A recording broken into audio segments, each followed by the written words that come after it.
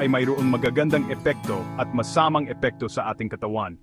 Narito ang ilan sa mga ito. Mabuting epekto, sa limitadong pag-inom, maaring mapababa ang panganib ng ilang sakit.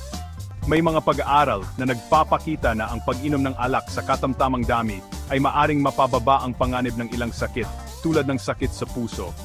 Maaring mapabuti ang mood. Ang alak ay maaring magbigay ng pakiramdam ng pagiging masaya at nakaka-relax. Masamang epekto, pagkalasing. Ang labis na pag-inom ng alak ay maaring magdulot ng pagkalasing na maaring magresulta sa pagkawala ng koordinasyon, pagsusuka at pagkawala ng malay. Pinsala sa atay. Ang labis na pag-inom ng alak ay maaring magdulot ng pinsala sa atay, tulad ng cirrhosis, panganib sa kanser. Ang labis na pag-inom ng alak ay maaring magdulot ng panganib sa ilang uri ng kanser, tulad ng kanser sa lalamunan, esophagus, at atay. Mga problema sa kalusugan ng isip.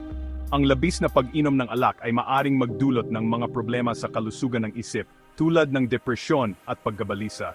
Mga problema sa relasyon.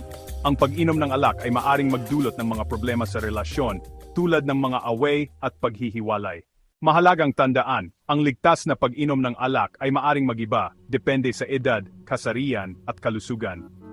Ang pag-inom ng alak ay hindi inirerekomenda para sa mga buntis o nagpapasuso,